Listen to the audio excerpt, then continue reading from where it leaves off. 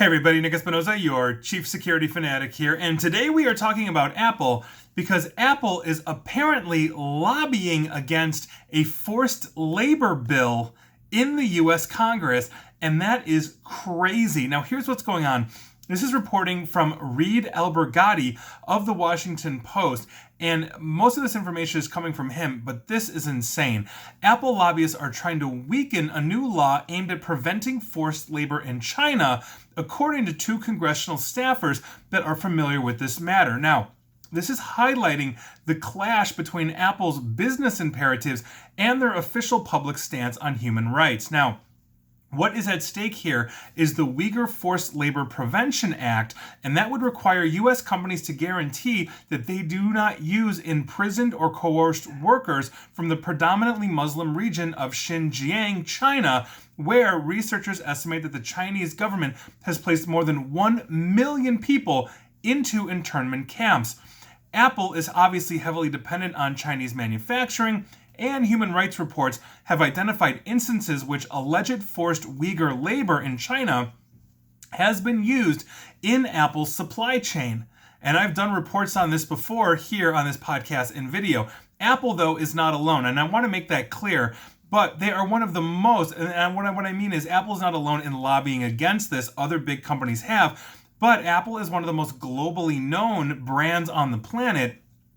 And so they are taking fire for this, especially since they have a very public stance against forced labor. Now, the congressional staffers who spoke on the condition of anonymity declined to disclose details on the specific provisions Apple was trying to knock out of this bill or change because they feared that providing that knowledge would identify them to Apple.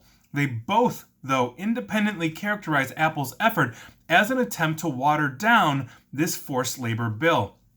Now, according to Kathy Feingold, who is the director of the International Department for the AFL-CIO, which supported this bill, said, and I quote, "What Apple would like is we all just sit and talk and not have any real consequences. They're shocked because it's the first time where there could be some actual effective enforceability." Now, Apple spokesperson Josh Rosenstock said that Apple, and I quote, "is dedicated to ensuring that everyone in our supply chain is treated with dignity and respect. We abhor forced labor and support the goals of the Uyghur Forced Labor Prevention Act. We share the committee's goal of eradicating forced labor and strengthening U.S. law, and we will continue working with them to achieve that." Now, earlier this year, he said that Apple, and I quote, "conducted a detailed investigation with our suppliers in China and found no evidence of forced labor on Apple production lines, and we are continuing to monitor this closely." Now, if I recall, around that time period, there were other reports of forced labor. And I know that there has been forced labor reports on Apple, as well as other companies that manufacture tech.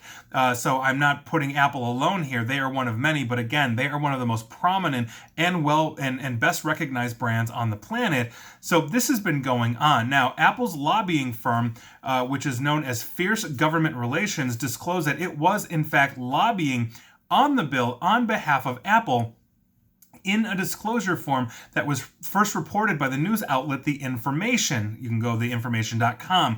However, the form did not say whether Apple was for or against the bill or whether it wanted to modify it in any way. Lobbying disclosure forms do not require that kind of information, and Fierce Government Relations referred the Washington Post to Apple's public relations team. And so this is the dichotomy that a lot of large companies, Apple especially, since they've been very public in their stance against using forced labor, have with the actual manufacturing side. Apple products are expensive, and so if they can make them cheaply in China using Foxconn or forced labor or anyone else, they are absolutely going to do that, as are other companies that I've detailed in the past before. But if we are talking about, let's say, using cheap labor that is paid and improving their conditions, that is one thing. Forced labor from an internment camp is an entirely different thing. And there has been very well documented evidence that the Uyghur population in China has essentially been in internment camps, in concentration camps. They've been part of forced labor. And so anything in terms of optics, where an Apple is coming into the U.S. Congress that is trying to create a forced prevention act for the Uyghur population due to that labor, I think just doesn't look good. And most people are not going to be reporting on this. Right now, here in the United States, we're talking about COVID or we're talking about the presidential election, but this is the stuff that's going on that they are trying to minimize, but it just so happens that I'm in the tech world and I read this kind of stuff. So now you know. I'd love to hear your thoughts on this. I think this is absolutely crazy. I do think more information will be coming out, although, as I mentioned, because of the other things we have going on in society, there will be probably an attempt to have this fly under the radar, but I'm looking for it. So you'll know if you watch and follow me, and I hope you do exactly that, because that is your news of the day.